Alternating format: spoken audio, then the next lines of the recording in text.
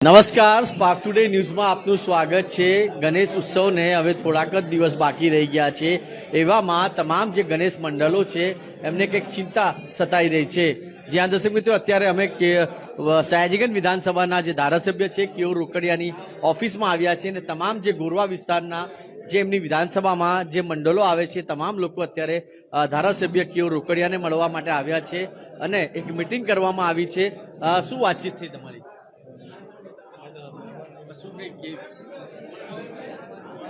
તમામ જે ગણેશ મંડળના જે લોકો છે એમના દ્વારા હાલ મિટિંગ કરવામાં આવી છે।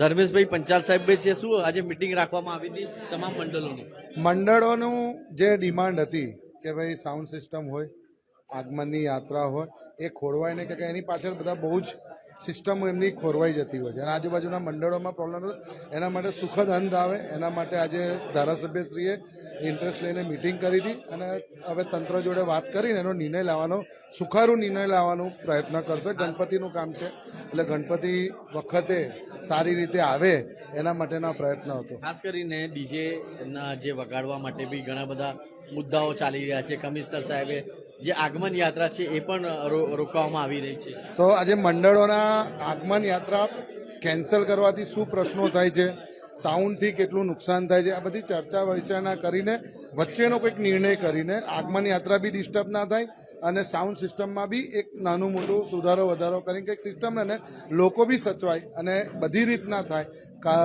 આપણા હિન્દુ ધર્મ પ્રમાણે જે ગણપતિની આગમન યાત્રા એ લોકો કરે છે એ યાત્રા બી સચવાય એના સંદર્ભમાં નિર્ણય લેવામાં આવશે। એના માટે તંત્ર જોડે ચર્ચા કરશે। સિસ્ટમ સાથે પણ ઘણા બધા પરિવાર પંચાલ સાહેબ જોડાયેલા હોય છે। 100% બધા કોઈને કોઈ તહેવાર પાછળ કોઈનું કોઈ પરિવાર ચાલતું જ હોય છે કારણ કે તહેવારના કારણે જ માર્કેટમાં તેજી આવતી હોય છે, ખરીદી થતી હોય છે। એટલે કોઈ પણ વસ્તુ છે સામાજિક ધર્મની વાત આવે કે ધંધાકીય દ્રષ્ટિએ પણ બધી રીતે ઉપયોગી હોય છે એટલે એને સુખારું નિર્ણય એના માટે ધારાસભ્યએ પ્રયત્ન કરવાનો આ લોકોને વાત કરી છે। ધારાસભ્ય કેયુર રોકડિયા દ્વારા પ્રયત્ન કરવાની વાત કરી છે। આ બધા જ મંડળના લોકો છે, શું કહેશો? શું પરમિશન મળવી જોઈએ? હા, પરમિશન મળવી પડે અને ધારાસભ્યશ્રીએ ઘણા પ્રયત્નો કર્યા અને ઘણી વખત સૂચન કર્યા છે કે અમે બનતા પ્રયત્નોથી દરેકે દરેક મંડળને સાથ સહકાર આપી અને જે આ તહેવાર છે એ વધારે ઉત્સાહથી ઉજવાય એ રીતના દરેક પ્રયત્ન કરવા તૈયાર છે। કેયુરભાઈને આજે આપ મળ્યા છો, શું આશ્વાસન આપ્યું છે?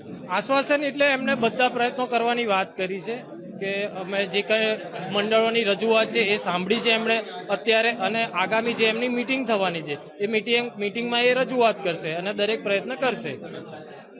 તમામ જે રજૂઆત હતી અહીંના જે આસપાસના તમામ જે મંડળના લોકો છે એમના દ્વારા રજૂઆત કરવામાં આવી છે અને કહેવામાં આવી રહ્યું છે કે કેમ કે જે રીતે ધારાસભ્ય કેયુર રોકડિયા આજે આપણે ધારાસભ્યને મળ્યા, શું વાત થઈ? તારીખ માટે વાત થઈ છે, જે પહેલી તારીખ આપણને કીધી છે આપવાની એમને કે પહેલી તારીખ પછી જ પરમિશન મળશે, એ ના થાય કેમ કે બધા આજે 6 મહિનાથી બધું નક્કી કરીને બેઠા હોય પછી એક સાથે ના થઈ શકે ને પરમિશન। અચ્છા, તો આપને લાગે છે અત્યારે ધારાસભ્ય જોડે આપણે વાતચીત કરી છે તો આ સમસ્યાનું સમાધાન આવશે? સાહેબ પર વિશ્વાસ છે અમને કે એ કરી લાવશે અમારું કામ। સયાજીગંજ વિધાનસભામાં જેટલા મંડળ આવે છે એ લોકો જ મળવા આવ્યા છે? હા, બધા સયાજીગંજ મંડળના જે વિસ્તારમાં છે બધા વિધાનસભાના આગે છે બધા મળવા આવ્યા છે। બધા મંડળો ઈચ્છા એવી છે કે અમને પરમિશન મળી જાય। એ લોકો 17 તારીખમાં આગમન છે, 18 છે, 19, 20 તો અમારા લોકોને આશા એવી છે કે સાહેબના તરફથી અમને મળી શકે છે। સયાજીગંજ વિધાનસભામાં જેટલા બી ગણેશ મંડળો આવેલા છે ત્યાં આગળ અત્યારે કેયુર રોકડિયાના જે કાર્યાલય આવેલું છે ત્યાં આગળ અત્યારે મળવા માટે આવ્યા છે। અત્યારે આપણે ધારાસભ્ય કેયુર રોકડિયા સાથે પણ વાતચીત કરવાનો પ્રયત્ન કરીશું।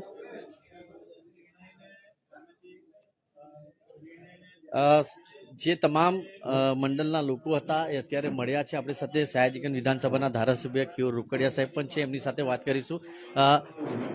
રોકડિયા સાહેબ, શું કહેશો જે રીતે તમામ મંડળના લોકો આપને મળવા માટે આવ્યા હતા?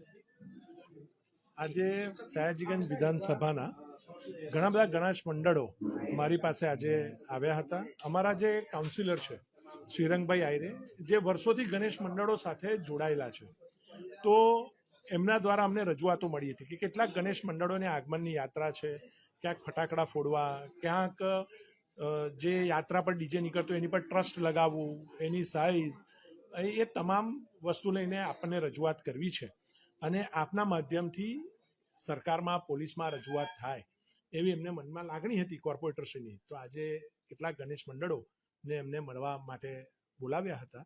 અમે પણ ગણેશ મંડળોને પૂછ્યું છે, એમના સજેશન લીધા છે.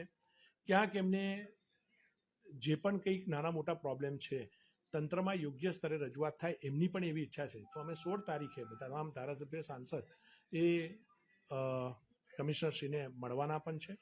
એના સિવાય જે પણ ગણપતિ સ્થાપન થતું હોય છે, ભગવાન ગણેશનું સ્થાપન થતું હોય છે, એમની આજુબાજુના વિસ્તારમાં સ્વચ્છતા હોય, કોરિડસ્ટ હોય, માટી પુરાણ હોય, ક્યાંક પેવર બ્લોક હોય, એ પણ તાત્કાલિક ધોરણે થાય એના માટે પણ અમે માનનીય મ્યુનિસિપલ કમિશનરશ્રી સાથે મળીને તમામ સુવિધા સાથે ગણપતિ ભગવાન બિરાજે અને જે યાત્રાઓ છે એ પછી આગમનની યાત્રા હોય કે વિસર્જનની યાત્રા હોય એના માટે પણ તંત્ર સાબદું બને અને તંત્ર બધી જ ચોકસાઈ કરીને એક સારા વાતાવરણમાં, સૌહાર્દના વાતાવરણમાં યાત્રાઓ પસાર થાય એના માટેના હંમેશા તંત્રના પ્રયત્ન રહ્યા છે. કેટલીક ગાઈડલાઈન ગવર્મેન્ટ ઓફ ગુજરાતની છે, તો કેટલીક સુપ્રીમ કોર્ટ અને હાઈકોર્ટની ગાઈડલાઈનો હોય છે.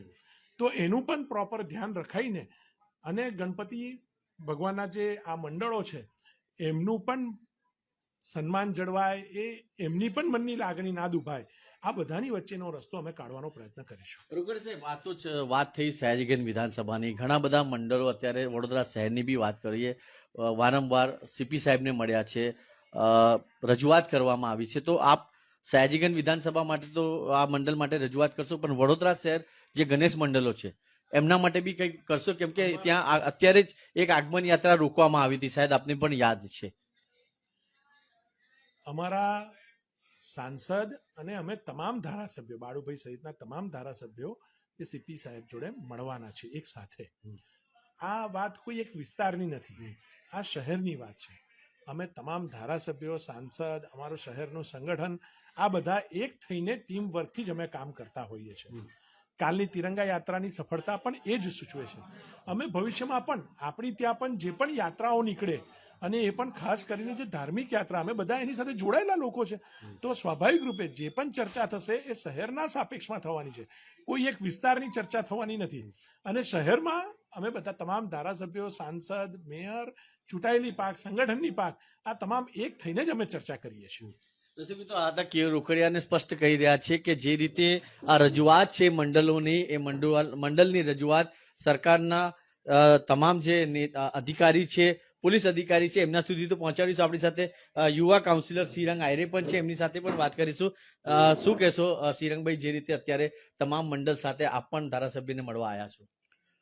જેવી રીતે મારા વિસ્તારના તમામ મંડળો જ્યારે ઇલેક્શન વોર્ડ નંબર 9ની અંદર સાથે તમામ આજુબાજુના જે મુખ્ય મંડળો છે, તમામ મંડળો જ્યારે મને મળવા આવ્યા હતા. પ્રથમ વખત જ્યારે કમિશનર શ્રી સાથે બેઠક થઈ હતી અને બેઠકની અંદર જે મંડળોના જે વિચાર છે, વિચારો મૂકવામાં આવ્યા હતા, ત્યારે વિચારની સાથે કમિશનરશ્રીની પણ જે વિચારો જે કહેવાના હતા એ વિસ્તારના તમામ મંડળો વતી તેમને રજૂઆત પણ કરી હતી. સાથે તે જોતા કમિશનરશ્રીને અને ત્યારબાદ અમે અમારા વિસ્તારના અમારા ધારાસભ્ય છે, અમારા સાંસદશ્રી છે, એ તમામ લોકોને પણ અમે જાણ કરી હતી. કેમ કે અત્યાર સુધી કોઈ પણ મંડળો દ્વારા કોઈ પણ જ્યારે કોઈને રજૂઆત કરવામાં ના આવી હોય અને ડાયરેક્ટ જો બીજી જગ્યાએ જો રજૂઆત કરવામાં આવે તો અમને પણ એવું લાગે છે કે કોઈક સાચી જગ્યાએ રજૂઆત કરીએ તો તેની અંદર લોકોને નિરાકરણ આવે, અને નિરાકરણ આવવાના કારણે જ અમે અમારા વિસ્તારના સૌપ્રથમ અમારા ધારાસભ્યશ્રીને રજૂઆત કરી, સાથે સાંસદશ્રીને રજૂઆત કરી. એટલે તેમના દ્વારા તમામ મંડળોને એકત્રિત કરીને આજના દિવસે મિટિંગ કરવામાં આવી છે.